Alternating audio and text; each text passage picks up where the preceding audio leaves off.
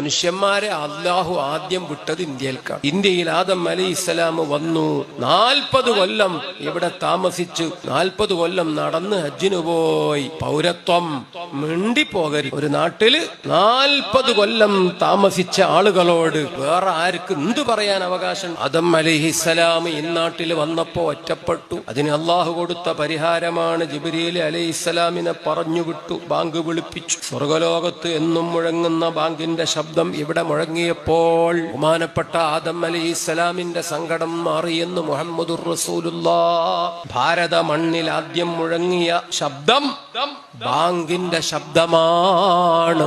Ancient Indian history ഈ രൂപത്തിൽ വിശദീകരിച്ചു ഹബീബ് മുഹമ്മദുർ റസൂലുള്ളാഹ്. ഹദീസിൽ പറയുന്നുണ്ട്, ആദം നബി ഇന്ത്യയിലേക്ക് എന്തുകൊണ്ടാ വന്നത്? സ്വർഗത്തിൽ വിലക്കപ്പെട്ട കായ് കനിച്ചു കുടുങ്ങി. അപ്പോൾ പിന്നെ അതിന്റെ അസ്കിതകൾ വയറ്റിലും ഉരുണ്ടുമറിഞ്ഞ് അള്ളാഹു പറഞ്ഞു, ടോയ്ലറ്റ് സൗകര്യം സ്വർഗത്തിൽ ഇല്ല, നേരെ ഭൂമിയിലേക്ക് വിട്ടോ.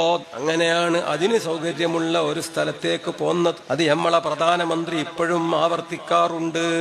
കക്കൂസ് നിർമ്മാണം, അതിനാണ് പെട്രോളിന് വില കൂട്ടിയത്, ഡീസലിന് വില കൂട്ടിയത് എന്ന് മൂപ്പരിങ്ങനെ പറയുമ്പോ സ്വല്ലൂ അലാ റസൂലില്ലാഹ്. സുബ്ഹാനല്ലാഹ്. അള്ളാഹു ആരെ കൊണ്ടൊക്കെയാണ് പറയിപ്പിക്കണമെന്ന് ആലോചിച്ചു.